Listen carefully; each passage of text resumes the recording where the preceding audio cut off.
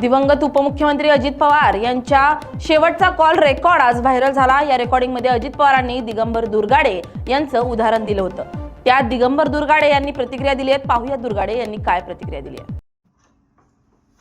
आज सोशल मीडियावरती अजितदादांचा शेवटचा जो कॉल होता तो कॉल व्हायरल झाला, त्याचं रेकॉर्डिंग व्हायरल झाले। त्याच्यामध्ये अनेक जणांनी विचारलं की त्याच्याबद्दल प्रतिक्रिया विचारल्या, परंतु ॲक्च्युली तो त्याचा रेफरन्स मी नंतर बऱ्याचशा कार्यकर्त्यांनी सांगितल्यानंतर त्यांच्याकडनं तो रेफरन्स होता तर तो बारामती किंवा तिकडल्या कुठल्या तरी एखाद्या ठिकाणी जिल्हा परिषदेच्या किंवा पंचायत समितीच्या तिकिटाच्या संदर्भात कार्यकर्त्यांना समजावून सांगत असताना दादांनी तो उल्लेख केला असं मला त्या ठिकाणी वाटते। खरं तर दादांसारखा मोठा नेता होता, माझ्यासारख्या कार्यकर्त्यांना त्याच्यातून मेसेज द्यायचा होता की अजितदादा हे महाराष्ट्राचं फार मोठं व्यक्तिमत्व होतं। त्यांनी जातीपातीच्या पलीकडे जाऊन त्या ठिकाणी राजकारण करण्याचा आयुष्यभर प्रयत्न केला। आपण पाहिलं की राज ठाकरे साहेब सुद्धा त्यांच्याबद्दल म्हटले की अजितदादांच्याबद्दल काही बाबतीत माझे मतभेद असतील, हा माणूस जातपात न मानणारा होता, जातीपातीच्या पलीकडे जाणारा माणूस होता, हे त्यांचं स्टेटमेंट होतं। आणि मला वाटतं तोच विचार दादा त्या ह्याच्या कॉल रेकॉर्डिंगमधून त्या कार्यकर्त्याला समजावून सांगण्याचा प्रयत्न करत होते की बाबा अशा प्रकारच्या वेगळ्या जाती जमातीच्या लोकांना मी वेगवेगळ्या ठिकाणी संधी देत असतो।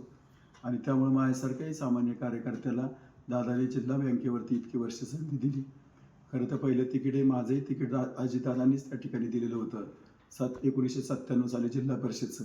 आणि आज दादांनी जाता त्या ठिकाणी माझ्या मुलीलाही तिकीट त्यांनी शेवटचं तिकीटचं माझ्या घरामध्ये त्यांनी त्या ठिकाणी दिलं। तिकीट दादांनी दिलं, पण आज त्या सगळ्याच उमेदवारांना निवडून आणण्यासाठी दादा आज त्या ठिकाणी नाहीत। पण मला वाटतं दादांना श्रद्धांजली म्हणून दादांच्या हातून ही शेवटची तिकीटं संपूर्ण राज्यामध्ये त्या ठिकाणी वाटली गेली असतील तर त्या सगळ्यांना निवडून आणणं हीच त्यांना श्रद्धांजली ठरेल। म्हणून आम्ही सगळेच कार्यकर्ते जिल्ह्याच्या बाहेरचे दादांना त्या ठिकाणी दादांचं स्वप्न साकार करण्यासाठी प्रयत्न करतोय।